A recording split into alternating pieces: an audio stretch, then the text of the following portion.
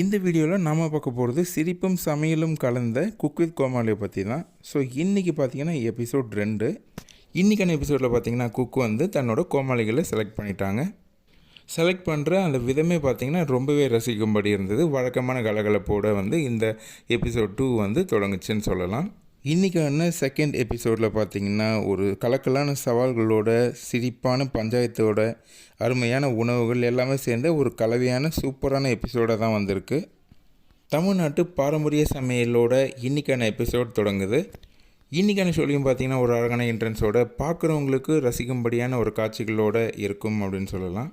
முதல் நாள் introduction round அப்படின்றதுனால எந்த ஒரு மார்க்குமே இல்லை. பட் இன்றைக்கி தான் வந்து ஆக்சுவல் காம்படிஷனே வந்து ஸ்டார்ட் ஆகுதுன்னு சொல்லலாம். ஸோ அந்த வகையில் இன்றைக்கி இந்த நம்ம குக்கு வந்து செய்ய போகிற சமையல் எல்லாத்துக்குமே வந்து பார்த்திங்கன்னா ஜட்ஜஸ் வந்து மார்க் போட போகிறாங்க. இந்த சீசன் 6 விஜய் டிவி புதுசாக கோமாளிகளை இறக்கியிருக்காங்க. பழைய கோமாளிக்கு எந்த விதத்துலையும் சளைச்சவங்க இல்லை அப்படின்ட்டு புது கோமாளி போட்டியில் களத்தில் இறங்குறத நம்மளால் பார்க்க முடியுது.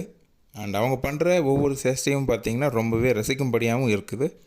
ஸோ இந்த எபிசோட் 2ல் வந்து பார்த்திங்கன்னா நம்ம குக்கெலாம் வந்து கோமாளி தேர்ந்தெடுத்து சமையலும் ஸ்டார்ட் பண்ணிட்டாங்க. அண்ட் வழக்கமாக நாளைக்கான எபிசோடும் வந்து இது கண்டினியூ ஆகும். ஸோ பொறுத்திருந்து பார்க்கலாம் யார் யார் எவ்வளோ மார்க் வாங்குகிறாங்க, யார் வந்து ஜட்ஜஸோட மனசில் இடம் பிடிக்கிறாங்க அப்படின்ற அந்த விஷயத்தை நம்ம பொறுத்திருந்து பார்க்கலாம். மொத்தத்தில் இன்றைக்கான எபிசோட் பார்த்திங்கன்னா ஒரு ஃபுல் என்டர்டெயின்மெண்ட் அப்படின்னு சொல்லலாம்.